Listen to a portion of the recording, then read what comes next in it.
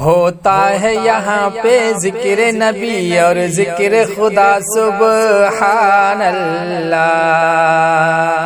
سب سے بڑا جو نقصان ہوا ہے وہ اس بات سے ہوا ہے کہ جو اماموں کی حالت آج آپ لوگوں نے بنا دی ہے نا کہ خرافات کر کر کے دو جگہ ادھر بیٹھے تین جگہ ادھر ہے، پردیسی آدمی تمہیں کیا مطلب؟ بھئی اللہ کے گھر کا مہمان ہے، تمہارے گھر میں بغیر تمہاری مرضی کے نہیں آ سکتا، کہ میں تمہارے گھر میں بغیر تمہاری مرضی کے نہیں آ سکتا، بتائیے آ سکتا ہوں؟ میں جب تمہارے گھر میں بغیر تمہارے بلائے بغیر تمہاری مرضی کے نہیں آ سکتا تو خدا کے گھر میں بغیر اس کی بلائے بغیر اس کی مرضی کے کون رہ سکتا ہے؟ ارے جب تک اس کی مرضی ہے رہے گا، جب اسے پسند نہیں آئے گا چلا جائے گا۔ تم اپنے آپ جو ہے کیوں اپنی زبان خراب کرتے ہو، کیوں گناہ میں شامل ہوتے ہو؟ اللہ نے میدان محشر کیوں رکھا ہے؟ یوم یقوم الحساب، وہ کہتا ہے کہ اس دن میں حساب و کتاب کروں گا، تم دنیا میں بیٹھے بیٹھے کر دے رہے، تم دنیا میں بیٹھے بیٹھے حساب و کتاب کرتے ہو کہ فلاں برا، یہ بولا، یہ چگلی، یہ کوئی غیبت، یہ اچھا نہیں، وہ اچھا نہیں، وہ برا نہیں، یہ جنتی، یہ دوزخی، فلاں یہ فلاں وہ۔ آپ یہ بتائیے آپ کو یہ اختیار دیا کس نے؟ اگر آپ کو یہ اختیار ہے کہ یہ برا، یہ اچھا، یہ فلاں، یہ ویسا، یہ ایسا، تو پھر میدان محشر کیوں رکھا گیا؟ یوم یقوم الحساب، پھر حساب و کتاب کا مطلب کیا ہے؟ اس لیے سارے معاملات اللہ کے حوالے کر دو، ساری چیزیں اللہ کے حوالے کر دو کہ اللہ تبارک و تعالیٰ تو ہی نگہبان ہے، تو زیادہ جانتا ہے کون اچھا ہے کون برا۔ ہمیں تمہیں کیا معلوم؟ ایک صحابی تھے، جنگ کا میدان تھا، تو جنگ کے میدان میں تو جو ہے بھئی جنگ تلواریں چلتی ہیں، تو ایک کافر شخص تھا، اس نے کلمہ پڑھا لا الہ الا اللہ محمد رسول اللہ، جو صحابی تھے انہوں نے اسے قتل کر دیا۔ پھر حضور کے پاس پہنچے تو سارے لوگ بیان کرتے ہیں تمہارے ساتھ کیسے پیش آیا، جنگ کا قصہ کیسے آئے، لوگ بیٹھتے ہیں تو محفل نبی میں، تو انہوں نے بیان کیا کہ حضور میرے سامنے ایک کافر شخص آیا، اس نے کلمہ پڑھا اور میں نے اسے قتل کر دیا، میں نے اسے قتل کر دیا۔ تو حضور نے فرمایا کیوں؟ تو نے اسے قتل کیوں کر دیا جب اس نے کلمہ پڑھ لیا؟ تو فرمایا کہ حضور وہ تو بچنے کے لیے پڑھ رہا تھا، دل سے نہیں پڑھ رہا تھا۔ ظلم اللہ دیکھیے کہ وہ صرف بچنے کے لیے پڑھ رہا تھا، میری تلوار سے بچ جائے اس لیے کلمہ پڑھ رہا تھا، دل سے نہیں پڑھ رہا تھا۔ حضور نے فوراً فرمایا حل شققت قلبہ، حضور کے الفاظ ہیں حل شققت قلبہ، کیا تو نے اس کا دل پھاڑ کر دیکھ لیا تھا؟ کیا تو نے اس کا دل پھاڑ کر دیکھ لیا تھا کہ تو نے کہہ دیا دل سے نہیں پڑھ رہا تھا؟ تو یہ ان کے عالم ہیں اور ہم لوگ کسی کے بارے میں کچھ کہنے کے لائق نہیں ہیں، ہم اپنے حالات دیکھے جانتے کچھ نہیں ہیں، اور کمیاں پکڑیں گے امام کی کوئی نہیں ملے گا۔ وہ انسان جس نے اپنی زندگی مدرسے میں کاٹ دی، آپ نے یہاں کھرپی چلائی، اس نے وہاں کتابیں پڑھی، رگڑی چٹائی، اس کے پیر گھس گئے پڑھتے پڑھتے، 9-10 سال پڑھ کے آیا، پڑھ کے آنے کے بعد میں ایک شخص کھیت سے آیا دناتی اٹھا کر، اس نے فوراً مولانا کی پکڑ لیا کہ تم کچھ نہیں جانتے۔ آنے لگی جب سے گھر میں دولت حرام کی، باتیں سبھی بھول گئے ادب و احترام کی۔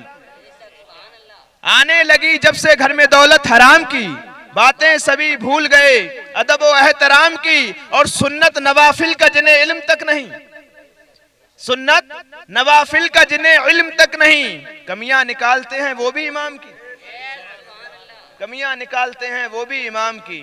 تو ذرا یہ دیکھیے کہ بھئی جو جس میدان میں ہوتا ہے اسی کو اس کے بارے میں زیادہ جانکاری ہوتی ہے۔ اگر معاملہ یہ ہوتا تو امام صاحب آپ کے پیچھے ہوتے اور آپ امام صاحب کے آگے ہوتے، لیکن معاملہ ایسا نہیں ہے، مصلی پہ نہیں کھڑے ہوگے، امام صاحب یہ کہتے ہیں خالی اعلان کر دینا، تو اعلان صحیح کر کے نہیں کر پاؤ گے، صحیح کر کے اعلان نہیں کر پاؤ گے کہ جو آپ صاحب بتا دیں گے یہ اعلان کر دو، پھر بھی ہم نہیں کر ملے گا، لیکن پھر پکڑو گے اسی شخص کو۔ کب تو کچھ تو عقل ہونی چاہیے بھئی، جو جس میدان کا ہے بھئی اس سے زیادہ تم تھوڑی جانتے ہوگے۔ اب بھئی نفل ہے، سنت ہے، مستحب ہے، واجب ہے، فرض ہے، الگ الگ طبقات ہیں۔ اب جو فرض کا مقام ہے وہ مستحب کا تو ہے نہیں۔ دین میں سب چیز برابر نہیں ہے۔ سارا مسئلہ یہاں پر آ کر جو ہمیں علم تو ہے نہیں، جانکاری ہے نہیں کہ کون سی چیز کس مقام پر رکھی گئی ہے، سارا مسئلہ یہاں پر آ کر ہوتا ہے کہ ہمیں یہی نہیں معلوم کہ کون سی چیز فرض ہے، واجب ہے، مستحب ہے، کیا مقامات ہیں، فرض کسے کہتے ہیں، واجب کسے کہتے ہیں، مستحب کیا چیز ہے، مباح کیا چیز ہے، ہمیں یہ معلوم تو ہے نہیں، معلوم نہیں۔ لیکن اب کیا مستحب کو بھی ہم فرض سمجھتے ہیں اور فرض کو بھی فرض سمجھتے ہیں۔ کمی آپ کی نہیں ہے، آپ تو ہر چیز برابر سمجھ رہے ہیں، کمی اس چیز کی ہے جو آپ نے سیکھی نہیں ہے۔ جی کوئی آدمی ہے، آپ نے اس کو ڈانٹ دیا، کیا کیا؟ ڈانٹ دیا۔ دوسرا یہ کہ آپ نے اس کو تھپڑ مار دیا۔ تیسرا یہ کہ آپ نے اس کو خوب گرا گرا کے مارا۔ چوتھا یہ کہ آپ نے اس کو جان سے مار دیا۔ اب ذرا یہ بتائیے کہ جان سے جو مارا ہے اس کو بھی وہی سزا دیں گے اور جس نے ڈانٹا اس کو بھی وہی سزا دیں گے؟ یہ تو کوئی انصاف نہیں ہوا، الگ دی جائے گی۔ تو یہی طریقہ ہے، یہی شریعت کا طریقہ ہے۔ کچھ مکروہ ہیں، کچھ مکروہ تحریمی ہیں، کچھ حرام ہیں، سمجھ رہے ہیں نا، کچھ گناہ صغیرہ ہیں، کچھ گناہ کبیرہ ہیں۔ اسی طریقے سے کچھ فرض ہے، واجب ہے، مستحب ہے، سنت ہے۔ سنت میں دو آ گئی، سنت موقدہ، غیر موقدہ، پھر اس کے بعد نفل۔ یہ ساری چیز مباح، یہ ساری چیزیں اس طریقے سے رکھی گئی ہیں کہ کوئی چھوٹے بچے ڈانٹنے کی طرح ہے، کوئی مارنے کی طرح ہے، کوئی زیادہ گرا گرا کے مارنے کی طرح، پھر کوئی جان سے مارنے کی طریقہ۔ اب سب کا ایک جیسا حکم نہیں ہے، کیا ہے؟ سب کا ایک جیسا حکم نہیں ہے۔ اب آپ اسی میں آ جائیے جنازے کی طرف۔ میت کو جب لے کر جاتے ہیں، نہلواتے ہیں، نہیں، میت کو نہلوانا یہ فرض ہے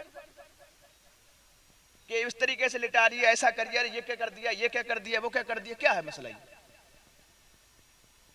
بھئی باقی ساری چیزیں اچھے کام ہیں، لیکن مین کیا چیز ہے کہ اسے غسل دیا جائے۔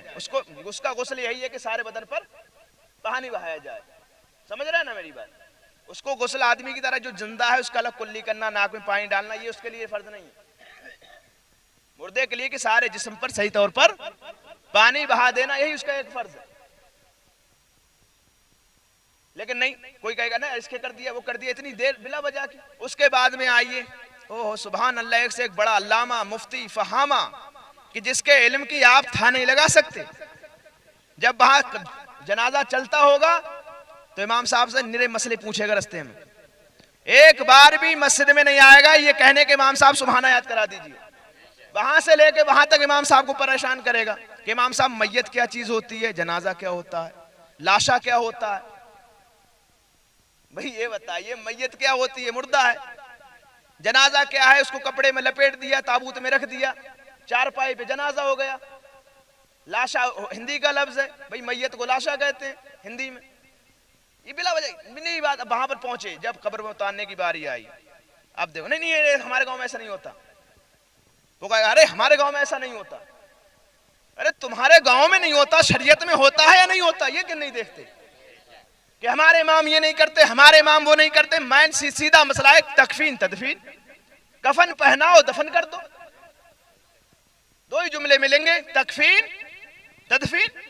اب رہی قبر کی بات تو چاہے بھئی وہ چاہے صندوق والی بنا لو چاہے بغلی والی، دونوں جائز ہیں، دونوں جائز ہیں۔ اب وہاں پر جب جنازہ اتارا جائے گا کہ لکڑی یہ لے آؤ وہ لے آؤ، ساری باتیں بلا وجہ کی ایسی ایسی چیزیں وہاں پیدا کر دی ہیں۔ حکم تھا کہ بھئی جب جنازہ کوئی ہو جائے، کوئی میت ہو جائے تو جلد سے جلد تیار کرو، جلد سے جلد۔